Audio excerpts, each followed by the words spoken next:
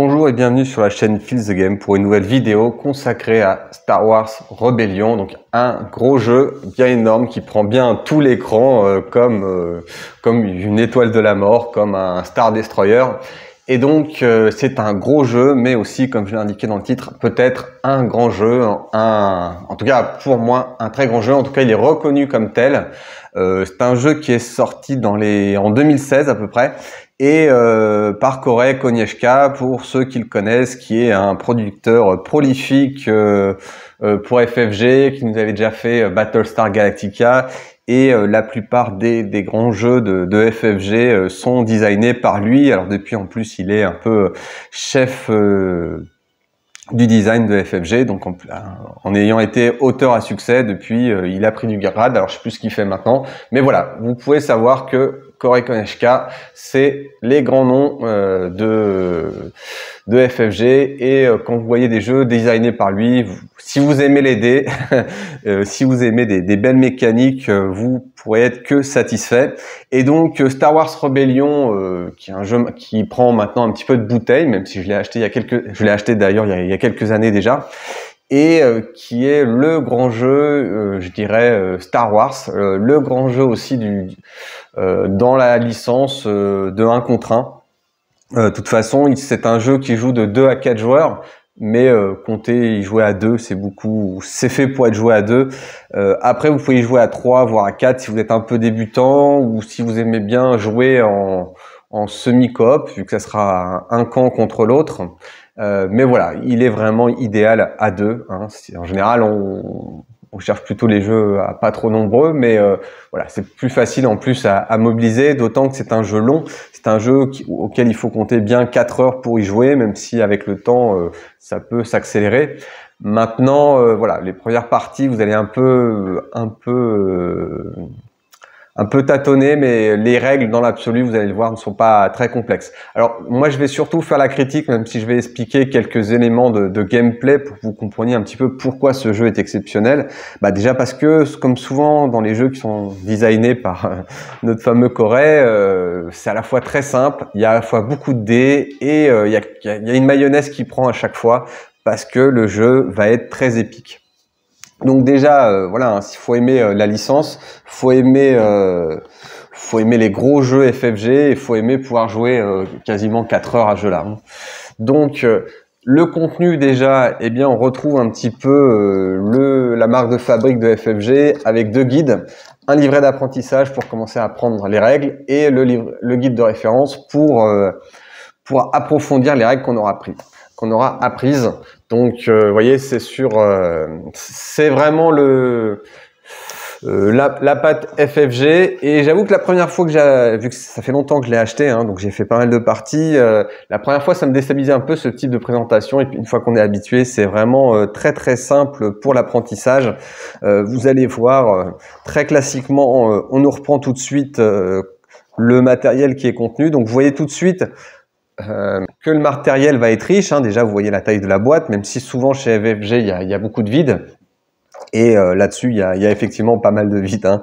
Mais bon, il y a un grand plateau de jeu, il y a beaucoup de cartes et beaucoup de dés, 10 dés spéciaux et 153 figurines. Alors c'est des 15 mm en général, hein, voire même moins, mais voilà, il y a du matériel. Vous allez pouvoir jouer avec avec beaucoup de matériel Star Wars, en sachant que souvent FFG aime bien faire des jeux à rallonge, hein, avec tout le temps des extensions. Là, pour le coup, je crois qu'il est dans les 90 €, vous allez pouvoir avoir un gros jeu où, alors il y a une extension qui existe, mais que je développerai pas dans cette vidéo, mais vous avez déjà de quoi bien faire avec ce jeu-là. En tout cas, vous avez pas mal d'heures de jeu devant vous.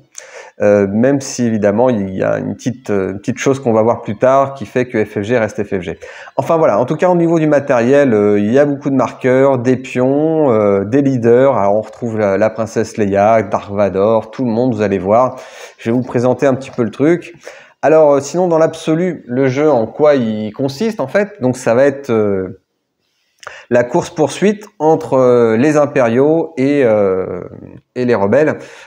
Course-poursuite dans le sens où les impériaux doivent vite trouver et détruire la base rebelle, et sinon le temps, alors le jeu est figé, enfin on propose ouais, 16 tours, voilà, non, ils disent combien, 14, voilà, 14 tours, voilà, 14 tours, on vous propose de 14 tours de jeu, sauf que le compteur va descendre, c'est-à-dire que dans l'absolu, les impériaux ont 14 tours pour trouver la base impériale et la détruire, sauf que les rebelles vont pouvoir jouer pas mal de cartes pour tenter de faire descendre ce petit compteur, et donc vous allez avoir le compte tour qui va avancer d'un tour par tour évidemment, mais ce compteur là qui va pouvoir descendre et sous réserve de coups de main des rebelles, et donc provoquer peut-être une fin de jeu anticipée. Donc c'est une course contre la montre pour l'Empire, pour attraper la souris rebelle qui va elle essayer de donner des petits coups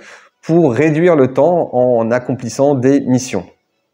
Voilà, juste pour la parenthèse, ça ressemble pas mal au Seigneur des Anneaux, alors pas forcément en termes de gameplay exactement, même s'il y a beaucoup de dés, des cartes et des héros, et que c'est clairement un jeu 1 contre 1, donc il y a à la fois un rapprochement, mais c'est quand même pas tout à fait le même jeu, hein.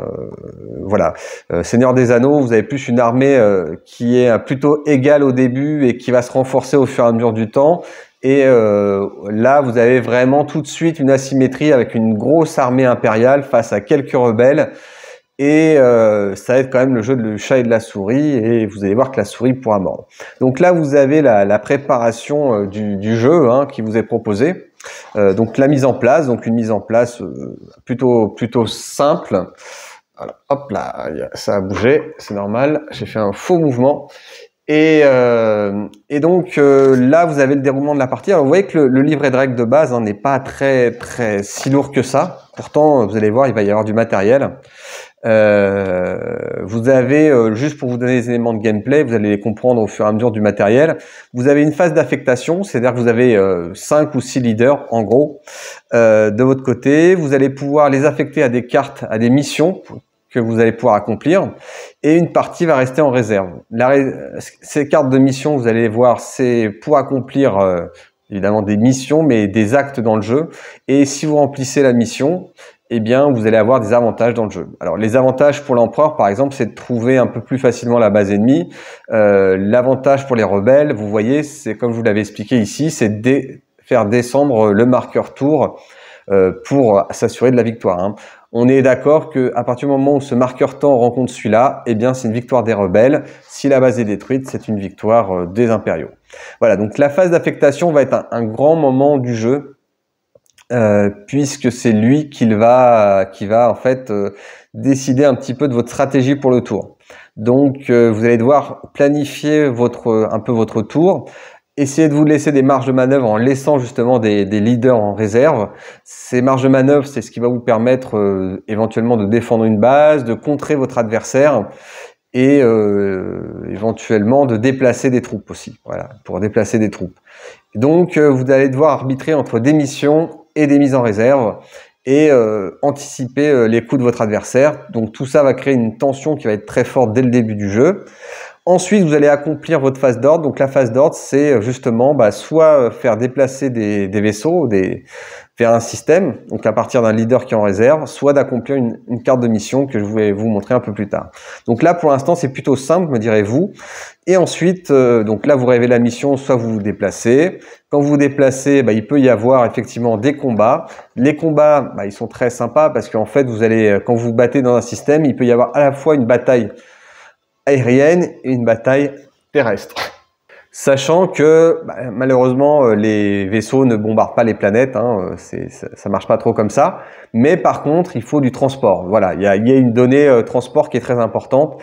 Et donc, pour transporter vos troupes, il va vous falloir des vaisseaux. Donc, sans vaisseaux, vous pouvez plus déplacer vos troupes, mais sans troupes, vous ne pouvez pas occuper la planète.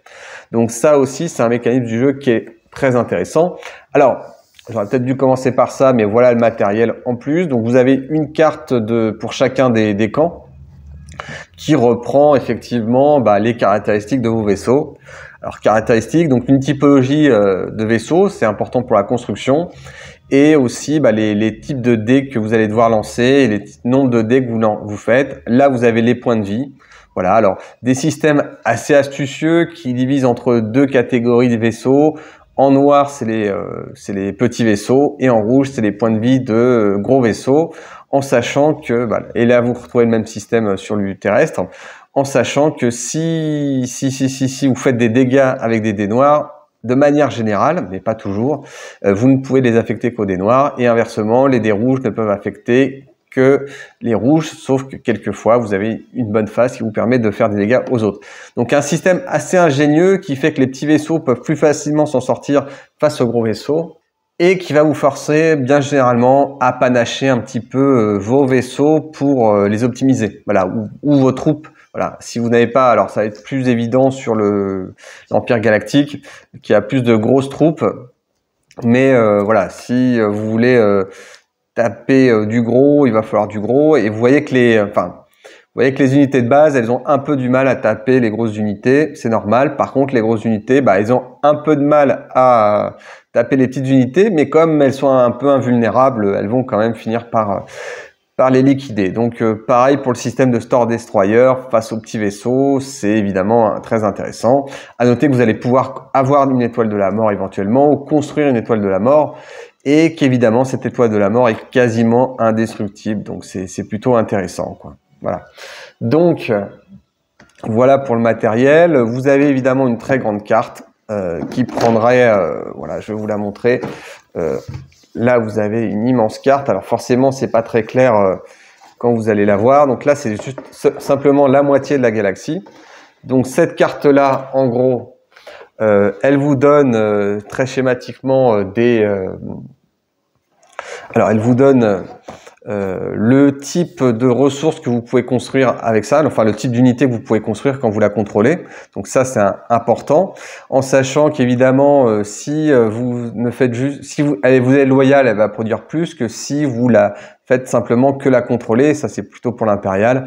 Vous l'occupez militairement. Voilà. Donc il va y avoir un jeu de course-poursuite, de loyauté de planète, où le rebelle va essayer d'acquérir des planètes, de rallier des planètes et leur loyauté, et à l'inverse, l'empereur va essayer parfois de rallier les planètes à la loyauté de l'Empire, en sachant que quelques planètes, évidemment, sont pour part loyales à l'Empire, et d'autres, quelques-unes, aux rebelles.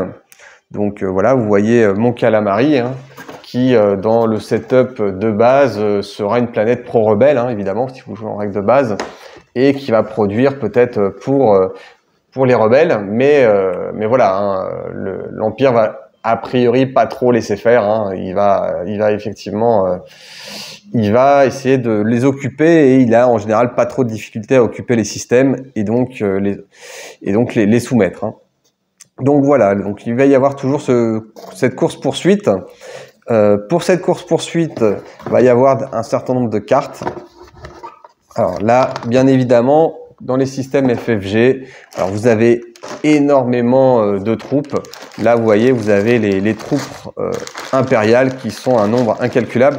Alors, c'est moi qui les ai peintes, donc pour partie sur l'Empire. Là, évidemment, chez les rebelles, vous en avez beaucoup moins.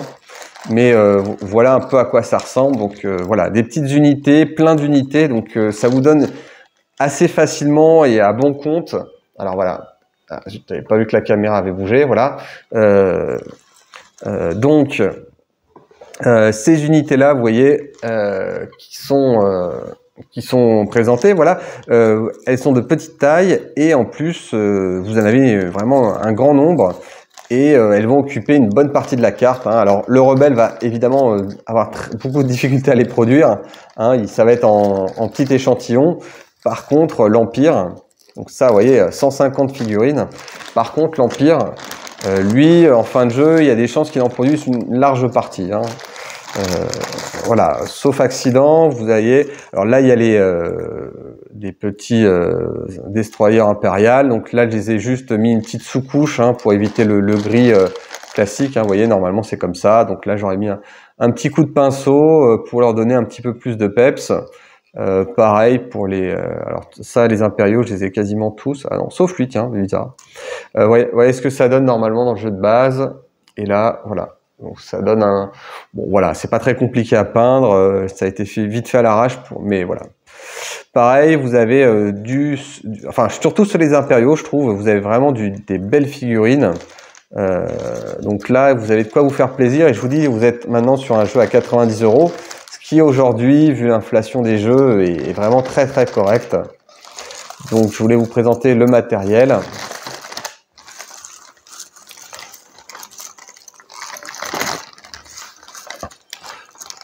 Hop. Et donc voilà, donc l'autre matériel. Donc qu'est-ce que vous avez dans cette grande boîte? Vous avez donc le paquet de dés.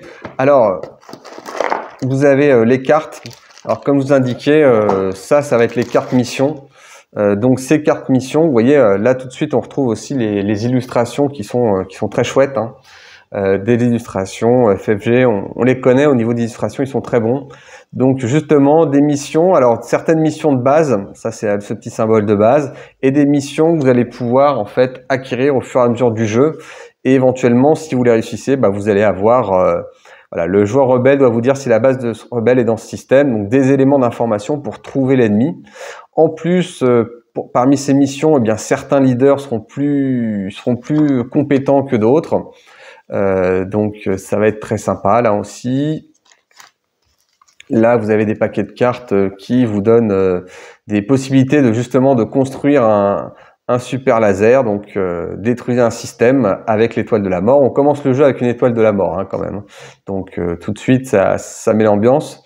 Mais vous allez pouvoir découvrir des technologies qui vont vous permettre de détruire directement un système. Hein. Donc s'il y a une base rebelle, une étoile de la mort et un système, bah, si vous arrivez au bon moment, bah, vous le détruisez. Là ça va être les missions. Alors les missions que vous allez pouvoir acquérir chaque tour vous allez acquérir une mission. Et ce petit symbole 1, 1, 1, 1, 2 ou 1, eh bien si vous remplissez cette mission, vous réduisez de 1 ou 2, voire le nombre de tours que vous devez faire. Voilà, donc au début c'est 14 tours, donc si vous pouvez réduire à 12 tours, 11 tours, 10 tours, eh bien ça vous rapproche de la victoire. Donc début de la phase par exemple, si au moins 4 systèmes rebelles contiennent une unité rebelle, eh bien la mission est accomplie, protéger la population, et donc vous réduisez de 1 tour le temps auquel qu'il faut pour l'Empire pour vous trouver. Donc voilà, les super illustrations, soutien populaire, si au moins 6 systèmes ont une loyauté rebelle, hop. Et en plus, bah voilà, il y a un système de crescendo, donc vous avez des missions pour le rebelle qui sont de niveau 1, et au fur et à mesure, vous allez voir arriver des niveaux 2 qui seront plus puissantes, plus efficaces et plus dangereuses, quoi. Voilà, combat, donc au cœur de l'Empire. Donc vous voyez, au cœur de l'Empire, c'est 2 tours. Hein.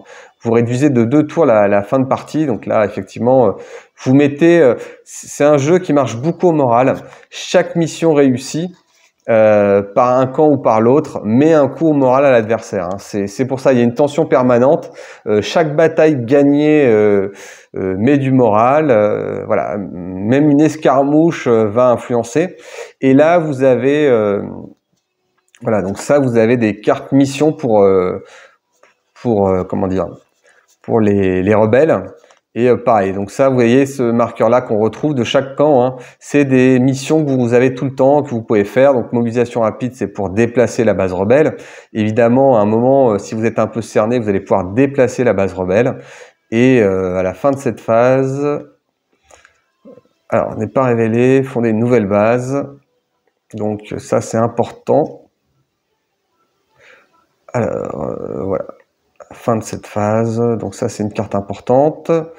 Alors, voilà, nouer des alliances, et sinon, bah, des cartes que vous allez acquérir au fur et à mesure du jeu, et donc qui vont, donc vous allez avoir un paquet de cartes ici, hein, simplement, et vous allez en piocher, et donc ça va vous augmenter votre nombre de cartes chaque tour. Je crois qu'on en pioche une par tour, et donc ces missions-là, donc votre adversaire les connaîtra pas forcément. Et ce qui est rigolo, si j'ose dire, c'est que bon, après les premiers tours, vous êtes un peu dans l'inconnu, puis une fois que vous avez fait 4 ou 5 parties, vous allez commencer à connaître les cartes de l'autre camp et pouvoir un petit peu les anticiper. Voilà. Quoi d'autre aussi important, même très important, eh bien les leaders. Donc là, je vais vous montrer les leaders impériaux. Donc ces leaders-là, c'est ce que je vous montrais en début de partie. Eh bien, ils ont des caractéristiques différentes. Donc, vous vous doutez bien que l'empereur et Dark Vador ont beaucoup de marqueurs, beaucoup de valeurs. tandis que d'autres, alors le grand Moff Tarkin, hein, pourtant qui est pas un manchot, vous voyez, c'est pas tout à fait la même pommade. Vous voyez, il n'y a pas le même nombre d'icônes et il n'y a pas les mêmes nombres de valeurs. Donc ici, c'est pour certains types de missions où l'un sera plus efficace. Donc quand vous avez des missions, bah ça vous donnera des bonus. Et ici, c'est pour les combats spatiaux ou les combats terrestres. Donc effectivement, chaque leader va avoir des avantages ou des inconvénients. Et évidemment, vos bons leaders, vous les affectez dans les bonnes missions et vos moins bons, bah, vous essayez de les mettre dans des missions pas terribles. Mais bon, c'est peut-être là qu'ils se feront contrer. Et là, vous voyez, celui-là, le général Taj, c'est pas tout à fait la même pommade que l'empereur Palpatine. Hein. Vous voyez, c'est pas le même nombre d'icônes. Il y en a un qui en a 5, l'autre il n'en a que 2. Et par contre, c'est 3-2 l'un et 1 de l'autre. Donc, vous voyez, c'est un peu plus compliqué. De l'autre côté, vous avez clairement l'équivalent. Hein, donc, c'est des leaders.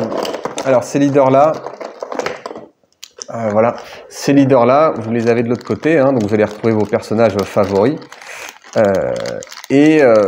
Pareil, donc vous allez, évidemment, vous allez avoir Mon Mothma, Luke Skywalker, qui va pouvoir en plus évoluer en Jedi éventuellement pendant la partie. Donc 2-2, vous voyez, un truc assez correct. L'amiral Monkal 3-1, donc un expert, un amiral, hein, donc un expert du combat spatial. À l'inverse, le général Obi-Wan Kenobi, hein, donc spécialiste du combat terrestre. Donc vous retrouvez vraiment vos personnages, si vous aimez la licence, ça va vraiment vous faire plaisir de les retrouver. Léo Calrissian, qui est là aussi, des pilotes Wedge Antilles, Han Solo évidemment qui est là. Et évidemment, il va y avoir des possibilités pour l'empereur de capturer peut-être des leaders rebelles. Donc ça aussi, c'est très très marrant avec pareil encore un nouveau jeu de chat et oh là, encore un nouveau jeu de chat et de souris évidemment entre les personnages. Hein. Donc voilà pour les leaders. Là encore, quel leader vous allez jouer si vous me posez la question? Donc je vais vous répondre. Eh bien, vous avez un certain nombre de leaders que vous allez piocher et chaque partie sera justement un petit peu différente grâce à ça, puisque voilà, vous allez avoir un petit paquet de cartes qui est là. Voilà, un petit paquet de cartes. Donc là, vous allez avoir, c'est ceux du milieu. Voilà, donc vous allez piocher chaque camp va piocher dans ce paquet de cartes et au fur et à mesure 2 cartes à chaque fois et il choisira quel leader parmi les deux il prend. Donc évidemment, donc il y en a certains qui sont déjà là, hein, évidemment, mais ça va vous faire un petit peu hésiter parmi les seconds couteaux quel leader vous allez prendre. Hein. Et ça a toute son importance car chacun parmi les leaders aura peut-être des avantages. Hein. Par exemple, évidemment, l'amiral Akbar aura forcément des capacités pour les combats. Quoi. Voilà. Là, par exemple, là c'est comment il s'appelle, Obi-Wan Kenobi qui peut se sacrifier. Voilà, quand un leader est capturé, il est éliminé et vous gagnez 1 de réputation. Donc 1 de réputation, ça veut dire que vous diminuez de 1 tour la fin de la partie. Donc ça peut être assez violent pour votre adversaire qui se réjouissait d'avoir capturé un adversaire. Hein. Donc voilà, des effets de cartes très sympas. Voilà. Ça, c'est pour le jeu de course à poursuite. Donc, comme je vous l'expliquais, c'est comme beaucoup de jeux à la fureur de Dracula, tout ça. Donc, le joueur, comment dire, le joueur rebelle va donc choisir un système et vous allez vous balader sur la carte pour essayer de le retrouver. Hein. Donc ça va être assez compliqué et chaque tour, l'empereur va se balader dans les cartes pour essayer de savoir si vous êtes là, essayer de gagner de nouvelles cartes pour réduire votre champ des possibles si jamais vous vous déplacez. Donc un système de sonde impériale, vous voyez, en plus très thématique, l'Empire contre-attaque. Donc l'Empire vous traque. Et vous devez vous faire le plus petit possible et si jamais il retrouve votre base, déménager et donc c'est très périlleux. Hein. Enfin, pour terminer, je vais vous parler vite fait des combats. Alors les combats, vous les avez vus rapidement pendant un moment de la vidéo. Donc c'est à coup de dés rouges et de dés noirs, en sachant que il y a les grandes et les petites classes. Les dés rouges sont plutôt combattent entre eux, mais vous avez en plus des cartes tactiques qui vont vous permettre de de balancer un petit peu les dés, de contrôler un petit peu les dés. Évidemment, vous allez piocher autant de cartes que la valeur de votre leader. Donc, vous voyez qu'un leader comme Wedge Anti, si vous êtes en combat spatial, il va piocher 3 cartes de combat spatiaux. Et eh bien, ces cartes-là vont vous permettre de faire des touches supplémentaires, vont vous permettre de dégâts parfois, et aussi de vous protéger, vous voyez, bloquer un dégât. Donc des petites cartes en plus qui vont vous permettre d'altérer le combat, et en fonction de votre leader, effectivement, ça va être un avantage. Évidemment, si votre force est disproportionnée, même si vous avez un bon leader, vous allez à votre perte. Donc heureusement, vous pouvez retraiter, donc c'est pas... Mais voilà. Alors, sur la vie, là, j'ai balayé un petit peu tout. Sur la vie, sur le jeu, voilà. Qu'est-ce que je peux vous donner? Alors, je vais mettre côté coloré, voilà. Quel est mon avis sur ce jeu? Évidemment, vous imaginez bien, il est dithyrambique, c'est un excellent jeu. Alors, pourquoi c'est un excellent jeu? Parce que déjà, c'est un jeu à deux qui a été conçu pour être à deux.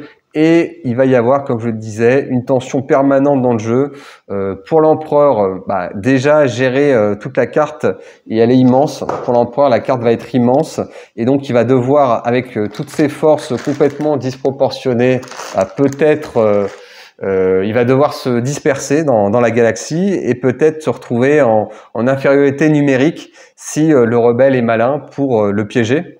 Et donc, pareil, il va y avoir des effets de diversion constamment de la part du rebelle pour réduire, vous voyez, le système qui veut de réduire le nombre de tours de la partie en faisant des missions. Donc, il va y avoir un jeu de course-poursuite de la part du rebelle qui va essayer de s'enfuir constamment, se dérober, et d'un côté, l'empereur qui va vouloir à chaque fois...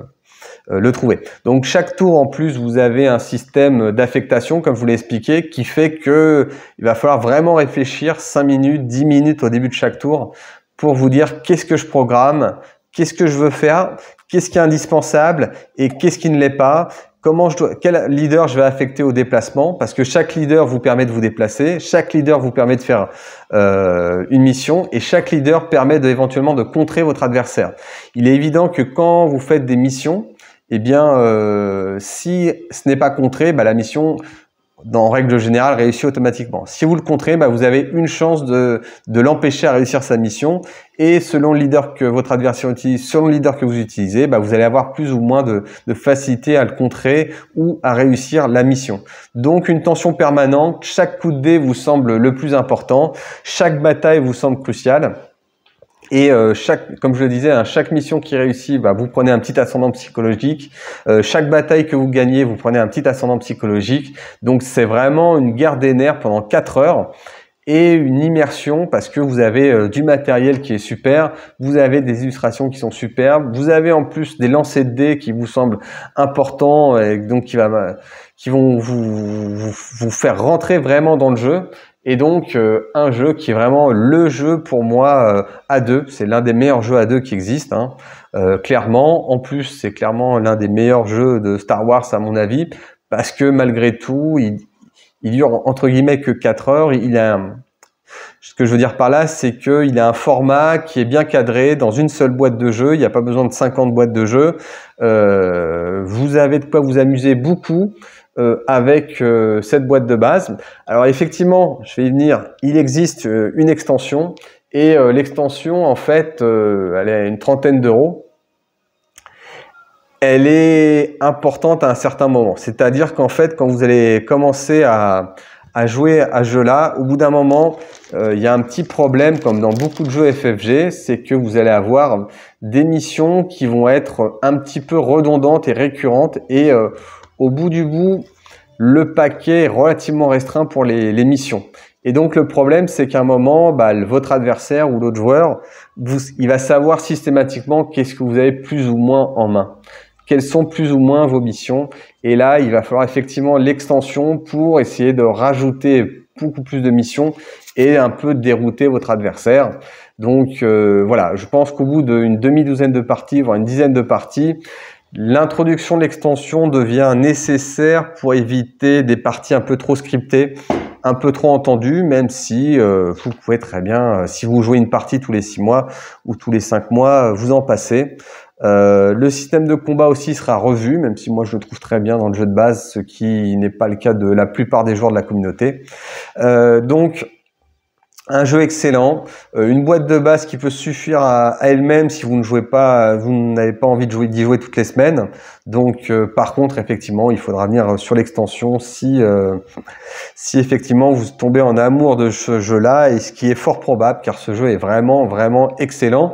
En plus, il n'oublie pas ceux qui aiment peindre, parce que vous allez avoir, alors moi c'est vite des brushes, hein, ça va très vite, hein, donc, mais si vous aimez peindre, en plus vous allez avoir de quoi vous amuser, hein, mais FFG a l'habitude de nous offrir ce type de contenu, donc vraiment un excellent rapport qualité-prix, l'un des meilleurs jeux Star Wars, l'un des meilleurs jeux A2 tout simplement, alors qu'il ne soit pas Eurogame, hein, donc faut pas être allergique aux dés. D'ailleurs, je vous ai pas montré les dés, c'est une grosse erreur, mais voilà, vous avez des dés un peu avec des symboles face blanche, hit noir, hit rouge et des sabres laser qui vont pouvoir vous faire des effets spéciaux, hein. Donc voilà, un excellent jeu. Et bien, si vous avez aimé cette vidéo, un petit pouce vers le haut. Si vous n'êtes pas abonné,